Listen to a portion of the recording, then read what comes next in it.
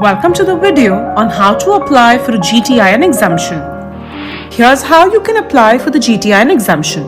Log into your Seller Central account. Hover over Catalog tab and click on Add Products. On this page, scroll down to find the Learn More option under What's a GTIN. On this help page, you will find details on how can you list products that do not have a product ID, commonly called as barcode. Scroll down to reach the Request Approval option, which is located under the Next Steps. You will be redirected to the Approval Request page, and it will prompt you to select the relevant product category for which you want an exemption. You can also select multiple categories and enter additional brand names in the same application if required. This is a one-time process wherein you can list as many number of products for this particular category and brand. Select the category and add the brand name here. Remember to give the same brand name that you wish to add in your product title while listing your product. Click on Check for eligibility to see if the brand name entered will qualify for GTIN exemption.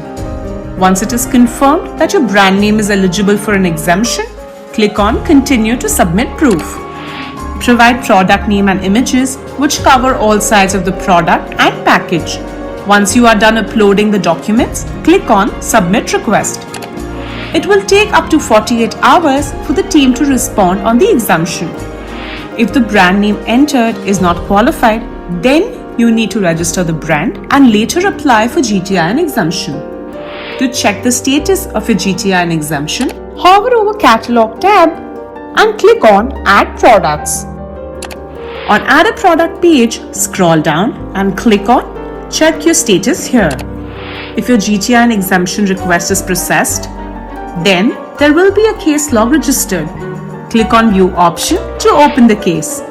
Once the GTIN exemption is approved, you can list the product by keeping the product ID and product ID type fields empty. You can start listing products in the GTIN exempted category and brand after 30 minutes. If the GTIN exemption approval is declined, follow the steps given in case log and resubmit the required documents. Or you can also use generic as brand name and list your products. Please note, for the brand which has been identified as someone who issues barcodes or the team has found a barcode on the image they have shared, then use the barcode to list your products. That wraps up our video on how to apply for a GTIN exemption. Thank you and happy selling with Amazon.